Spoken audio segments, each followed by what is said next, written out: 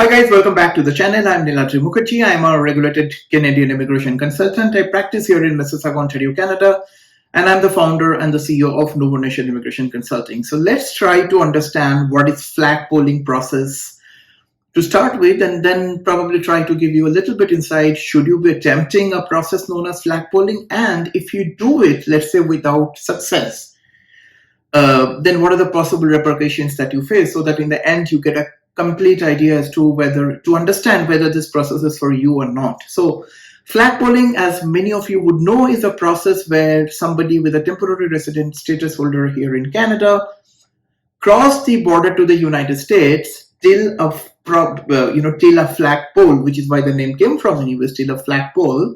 Then you make a U-turn, re-enter Canada to get a new status here in Canada. This process is very, very common for work permit applications, particularly for post-graduation work permit application, where folks who come to me for consultation, they say that, well, I have attempted this process because the online processing time is very long, and I did not want to wait for that long because I wanted a decision quite very sooner. Hence, I have attempted this flag polling process. Is it illegal? No, it's not illegal. It's a legal thing to do.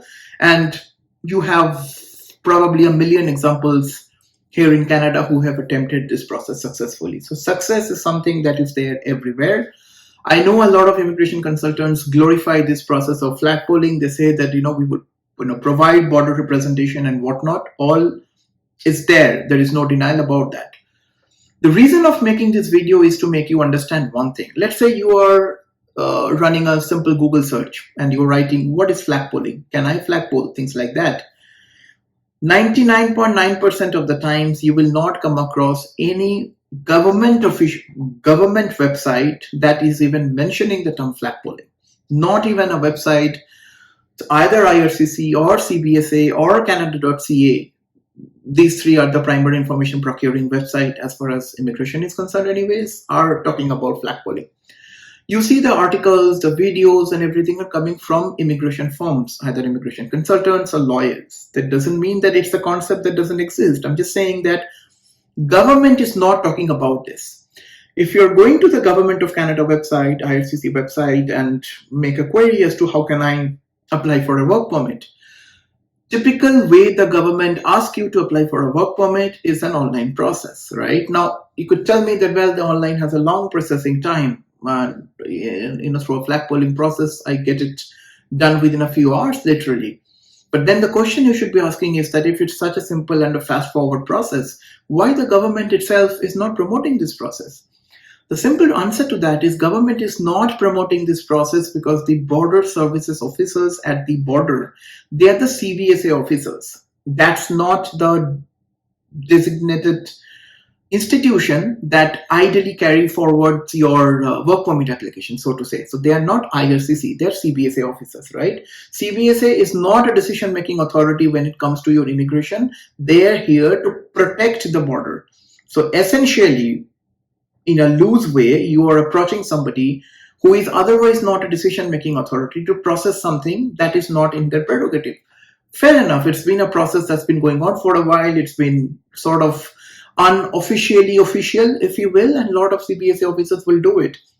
The problem arises when you do a flag poll. You are at the US border, they do your fingerprinting, photographing and everything. What you do not know is the kind of notes that US immigration officer is putting on their file, and what kind of information transmission because of that very note is happening here in Canada. I have seen at least 50 plus examples where people have received their procedural fairness letter at the time of the permanent residency application. And I repeat, at the time of the permanent residency application, meaning that flag polling process went all smooth. They have received their work permit at the border, but they have gotten concern in the form of a procedural fairness letter where the officer have said that, well, I see you have attempted to enter border without a valid visa. Without a legal way, and hence you are inadmissible from entering Canada. Explain the situation. And I have seen a lot of similar situations like this, where US immigration officer is telling you at that point in time, well, all is good, you're good to go, thank you very much. but you have not really access to, you are not able to see the kind of notes that these guys are putting onto their system, and hence you are completely at a, when when your application for permanent residency is going to an IRCC officer, they get to see what a US immigration officer is writing, which you unfortunately do not see. You have to rely on somebody else's word of mouth that everything is fine. So because of all these kind of uncertain circumstances, and I repeat, I'm not against flag polling. It should be attempted when there is a requirement, right? But for example, for a post-graduation work permit process, the moment you apply for a PGWP, you're in maintained status. So what's the hurry, right? So if the government of Canada knows it, IRCC knows it for sure that they are dealing with backlogs, there is a long processing time and everything. But even then, they have not formalized flag polling as a process. There is not even a single term of flag polling in any of the government website. Then, if possible, my simple suggestion is this: if possible, let's not attempt to do something that government is not otherwise explicitly asking you to do, because I see the problems on the other side of the table when this kind of PFL comes, and then people are completely at a shock because they had no clue what happened. They tell me that, well, my friends have done it with success, my cousin has done it with success. Why am I? Because every case is different. Every immigration officer is different, and regardless of who has done it with success or no, you still do not see the kind of notes that these guys are putting on their system and what kind of information transmission CBS and hence IRCC received. So it depends on the situation to a great extent, your urgency and everything else. But if possible, apply post-graduation work permit through the normal process, which is a normal online application. It's no harm to just wait a little bit, make sure you do the paperwork better, make a perfect application. They are dealing with backlogs like anything.